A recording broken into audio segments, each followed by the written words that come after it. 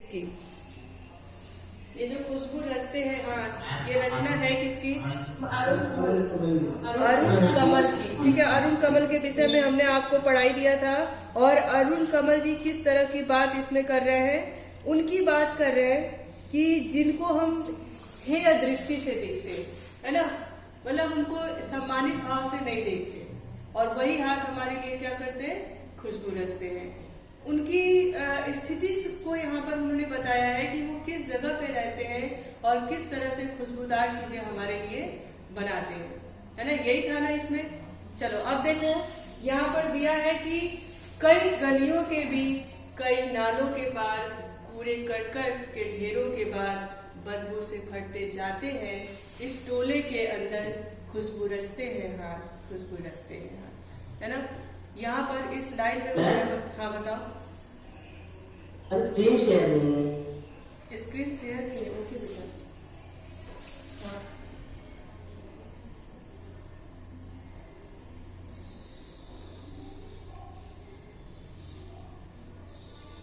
हाँ, अब दिख रहा होगा आपको?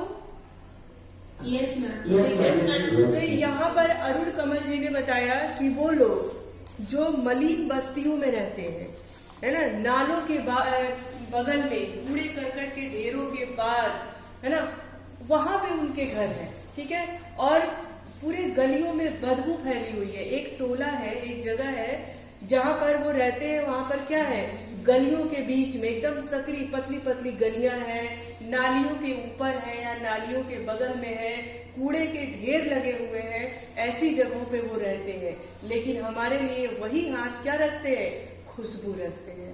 जैसे खुशबूदार चीजें बनाते हैं, अगरबत्तियां बनाते हैं, है ना, जो सेंट परफ्यूम आप लोग इस्तेमाल में लाते हो उसको बनाते हैं। और उसको बनाते बनाते उनके हाथ भी क्या हो जाते हैं? एकदम फट जाते हैं, जो देखने लायक नहीं बचते। लेकिन वही हाथ हमारे लिए क्या करते हैं? खुशबू रचते हैं। खुद तो बदबूदार जगहों पे रहते हैं, खुद उनके हाथ देखने लायक नहीं होते हैं, लेकिन हमारे लिए वही हाथ खुशबू रचते हैं।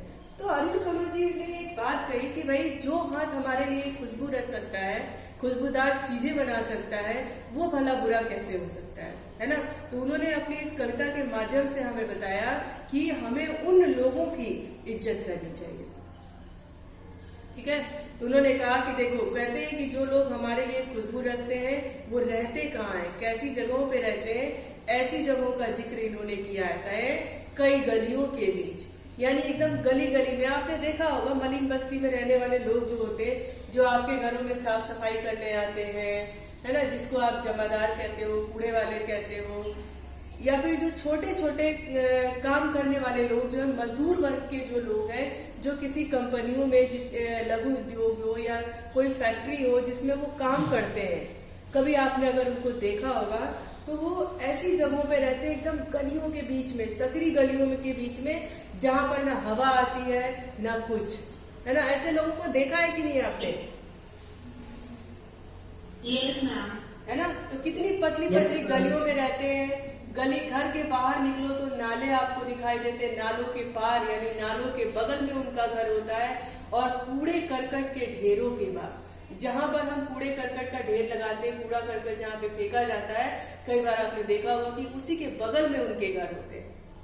बदबू से फटते जाते इस टोले के अंदर में, और उस टोले, उस मोहल्ले के अंदर में, उस गली के अंदर क्या होता है? ढेर सारा बदबू, बहुत सारा बदबू होता है ना, बदबूदार जगह होता है। लेकिन उस जगह पे भी रहकर वो हमारे लिए क्या करते हैं? खुशबू रचते हैं। वही हाथ जो ऐसी गंदी जगहों पे रहते हैं और हमारे लिए क्या करते हैं? खुशबू रचते हैं। आगे देखिए उनके हाथों के बारे में कैसे जिक्र किया है।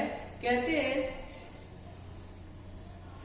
उभरी नसों वाले हाथ, घिसे नाखूनों वाले हाथ, पीपल के पत्ते से नए नए हाथ, जूही की डाल से खुशबूदार हाथ, गंदे कटे पिटे हाथ, जख्म से फटे हुए हाथ, खुशबू रचते हैं हाथ, खुशबू रचते हैं हाथ।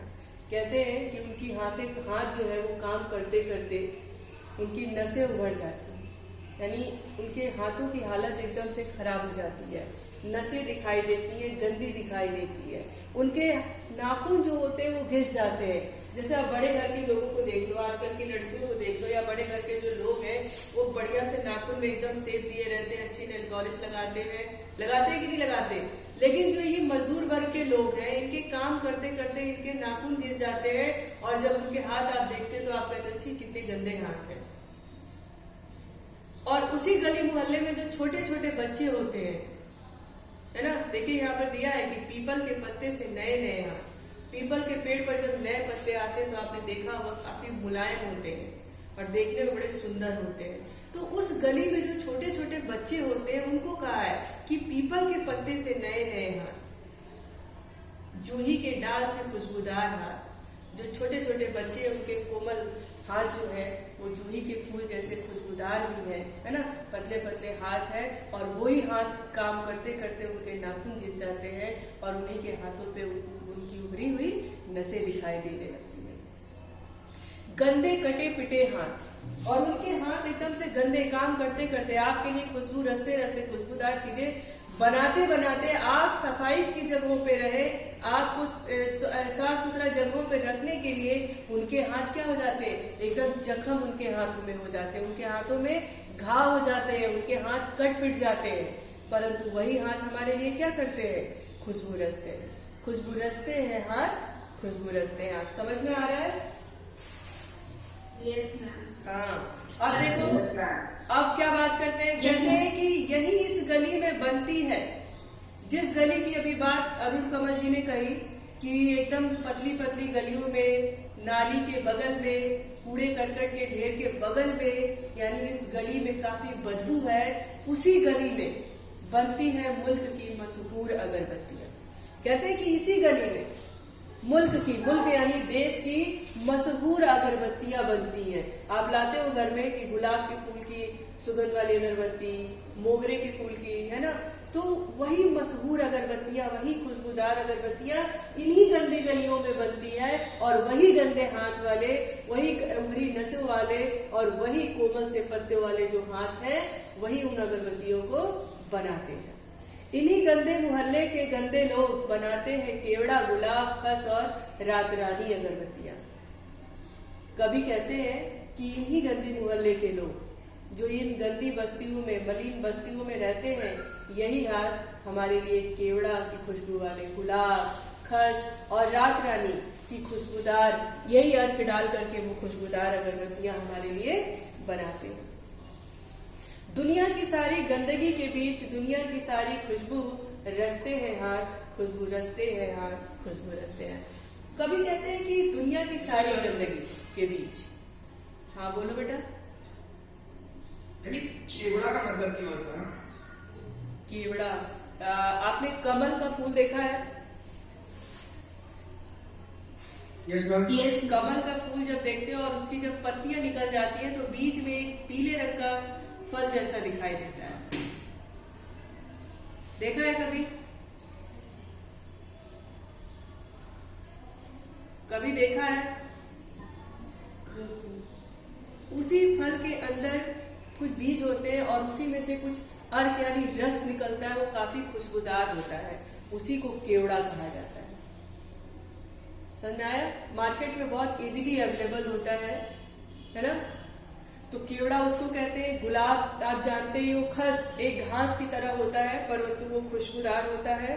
और रात रानी यानी रात में जो खिलने वाला फूल होता है वो काफी खुशबूदार होता है। तो इन्हीं के रस को, इनके जो अर्क होते हैं, जो खुशबूदार रस होता है, उसी को अगरबत्तियों के जो मटेरियल, अगरबत्ती जिसमें जो जलती है, जो काला वाला बनता है, उसी मटेरियल में मिला दिया जाता है और उसकी अगरबत्ती की स्टिक तैयार की जाती है।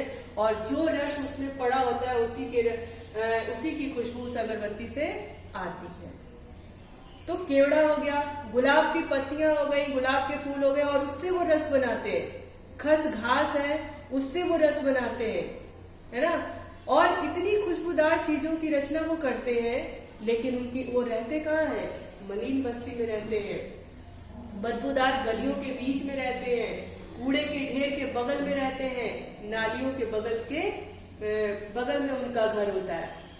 तो कभी हमको यही कहना चाहता है कि भाई वो इतनी बदबूदार जगह पे रह करके भी हमारे लिए क्या करते हैं? खुशबूदार चीजों की रचना करते हैं ना, खुशबूदार चीज बनाते हैं। वही हाथ जो देखने में इतने बदसूरत लगते हैं, है ना, इतने कटे पीटे होते हैं, उनके हाथों पे इतनी घाव होते हैं, और लेकिन फिर भी वो हाथ हमारे लिए क्या करते हैं, खुशबू रचते हैं। तो जो लोग हमें खुशबू देते हैं, खुद परेशानी में रह करके हमें अच्छी जगह देते हैं, खुद बदबू की जगह में रह के हमें खुशबूदार चीजें देते हैं, तो क्या हमें उन लोगों की रिस्पेक्ट करनी चाहिए या नहीं करनी चाहिए? करनी चाहिए।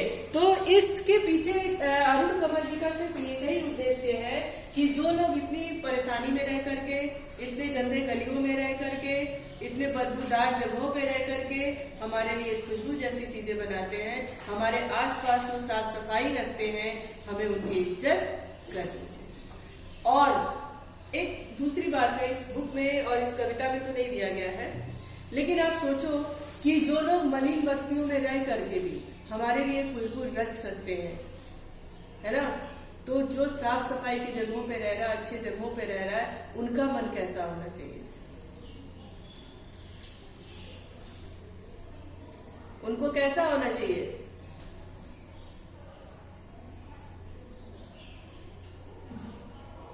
बोलिए।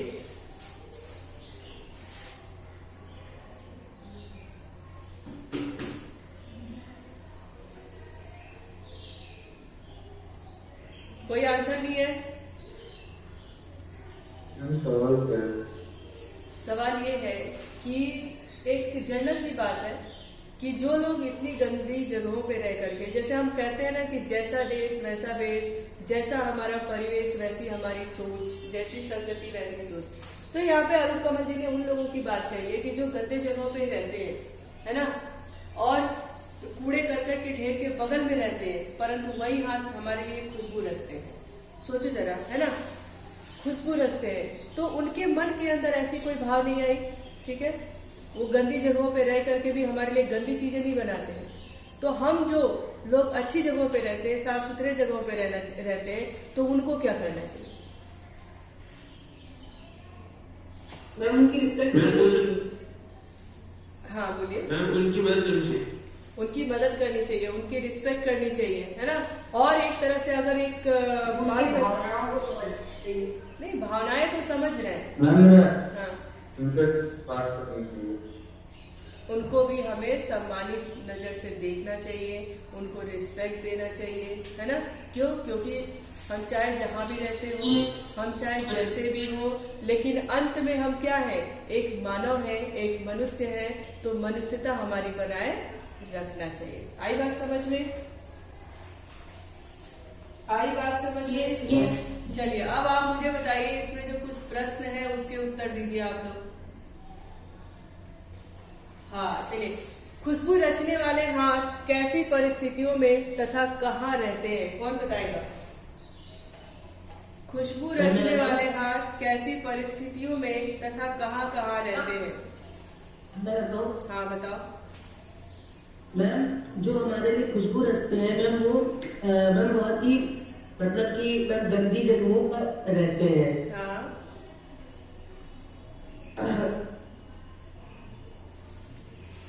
और कोई परिस्थिति में बहुत मतलब कि अच्छी नहीं रहती है। मैम वो मतलब जैसे मैम गंदी जगहों पर जहाँ कूड़ा करकट फैला रहता है मैम, वहीं पे वो लोग रहते हैं। वहीं पे वो लोग रहते हैं ना, नालियों के बगल में रहते हैं, कूड़े करकट के ढेर के बगल में रहते हैं, और उनकी स्थिति इतनी अच्छी नहीं होती है कि वो बड़े बड़े महलों में रह सके, है ना। तो इसलिए मजबूरी बस वो वहां पर रहते हैं, लेकिन वहां रहने के बावजूद भी वो हमारे लिए खुशबूदार चीजें रचते हैं। ठीक है, चलो दूसरा प्रश्न है, कविता में कितने तरह के हाथों की चर्चा की गई है?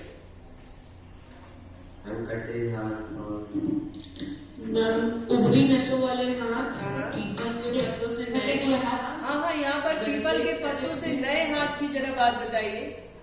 पीपल के पत्तों से नए हाथ की बात बताइए। क्या ये पीपल के पत्तों से नए हाथ की बात अरुण कमल ने किसके लिए कही है? जो छोटे बच्चे होते हैं। हाँ बिल्कुल, जो छोटे बच्चे होते हैं उनके लिए कहा है। ठीक, हाँ बताइए। और मैम जिसे नाखूनों वाले हाथ, मैम चूड़ी की डाल से हाथ खुशबूदार खुशबूदार हाथ, वेरी गुड। चलिए नेक्स्ट और क्वेश्चन है। दर्द से बचने में हाँ, नेक्स्ट क्वेश्चन है कि कभी ने यह क्यों कहा है कि खुशबू रचते हैं हाथ, खुशबू रचते हैं हाथ, ये क्यों कहा है? मैम ये हाँ, बताइए, उनको लोग रहते हैं, जो लोग उधर नालियों में रहते हैं, मतलब नाली के पास उनके घर होते हैं, उधर रहते हैं, फिर में वो हमारे लिए हम अगरबत्तियां और हम सेंट वेंट बनाते रहते हैं, इसलिए उनके हाथों से खुशबू रखते हैं। हाँ, वो हमारे लिए खुशबूदार चीजें बनाते हैं, इसलिए उनको कहा गया है कि खुशबू रचते हैं हाथ, खुशबू रचते हैं। यानी वो किसी भी परिस्थितियों में रहे, चाहे जहां पर भी रहे, चाहे उनके हाथ की दशा चाहे जैसी हो, परंतु वो हाथ हमारे लिए क्या करते हैं? खुशबूदार चीजों की रचना करते हैं। अच्छा, जहां अगरबत्तियां बनती हैं वहां का माहौल कैसा होता है? बदबूदार। बदबूदार। और कोई सुगंधित। सुगंधित कैसे होगा बेटा? मैम ये है हाँ, बताइए।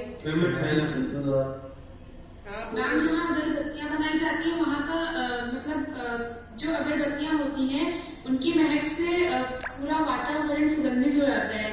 और अगरबत्ती का निर्माण बहुत ही कठिन काम होता है। ज्यादातर कारीगर किसी झोपड़ी में रहते हैं जहाँ बहुत ज्यादा गंदगी और बदबू होती है। बहुत ज्यादा गंदगी और बदबू होती है, वेरी गुड। इस कविता को लिखने का मुख्य उद्देश्य क्या है? कौन बताएगा?